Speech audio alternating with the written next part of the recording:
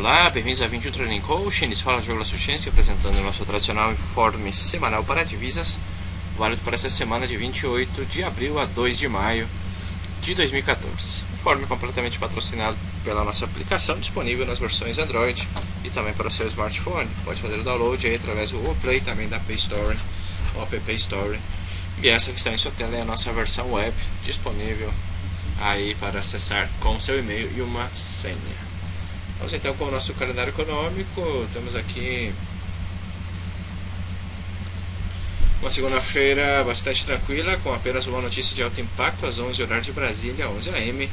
Vendas de casas pendentes nos Estados Unidos, às 19h45 na Nova Zelândia, balança comercial mensal e anual. Na terça-feira temos aqui às 3 am, clima do consumo alemão, às 5h30 PIB trimestral e anual para a Inglaterra.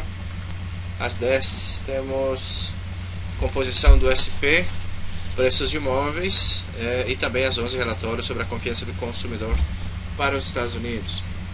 Às 22 confiança econômica e às 23 crédito do setor privado mensal para Nova Zelândia. Na quarta-feira temos aqui às 3 am, clima do consumidor alemão mensal.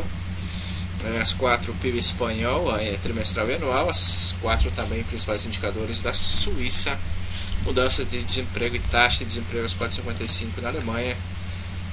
E na sessão americana já bastante movimentada, às 9h15 mudança de emprego no agrícola para os Estados Unidos, PIB mensal canadense, PIB trimestral americano, e às 22 finalizando a sessão temos aí PMI de serviços chinês. Lembrando que às 10h30 também em relação à dívida do PIB do Brasil, notícia aí de baixo impacto.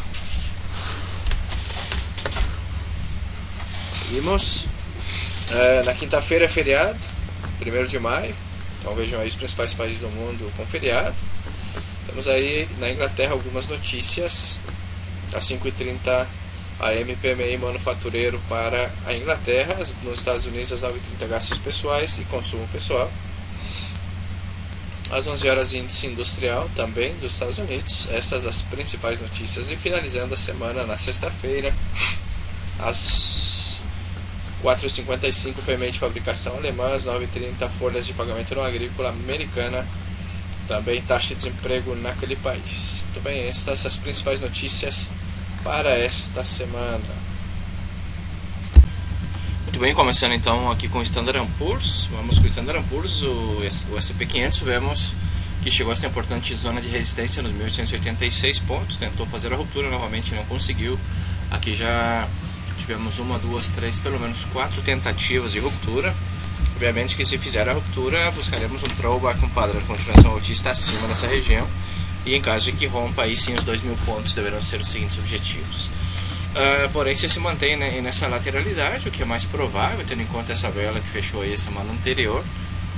Fechou essa semana, né, deixando aí um paviozão, martelo invertido, vela de reversão de tendência. Isso poderia vir até os 1.800 pontos outra vez. Já no diário vemos que ainda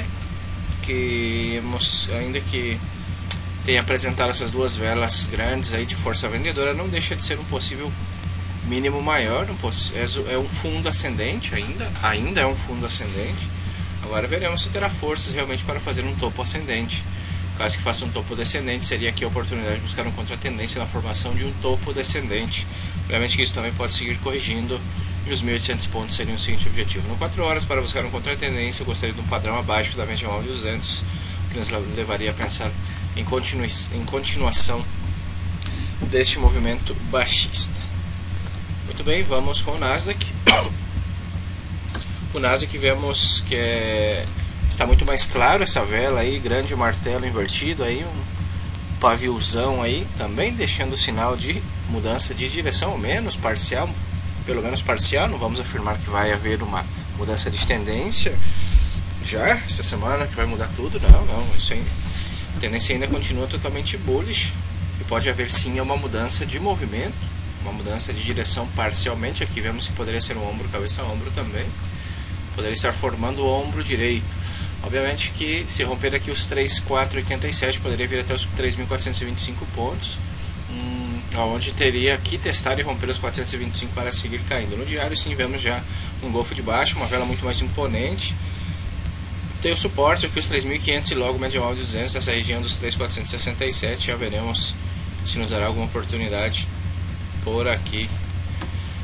Eu particularmente esperaria um pivôzinho de baixa, um topo descendente no diário, porque temos aqui suporte médio de 200 períodos no diário, como suportes bastante próximos. Já o Dow Jones, este Dow Jones vemos que também nessa grande zona de lateralidade no semanal, possível etapa 3, múltiplos tetos, tocou a resistência, não conseguiu romper, retrocedendo, e provável que se mantenha nesse canal, vai testar os 15.946 pontos no diário. Vemos que também temos duas velas aí de poder vendedor, tem um pouco mais de espaço, 1671 poderia ser o seguinte objetivo, ainda que tenhamos essas duas velas de domínio vendedor, ainda pode ser um fundo ascendente, e isso continuar repicando. Então faremos a mesma estratégia que o Standard & Poor's, um topo descendente seria uma oportunidade vendedora. Obviamente que isso também pode seguir corrigindo de maneira vertical. Em 4 horas abaixo da média móvel de 200 poderia pensar em vendas, sempre quando nos apresente um padrão de continuação baixista.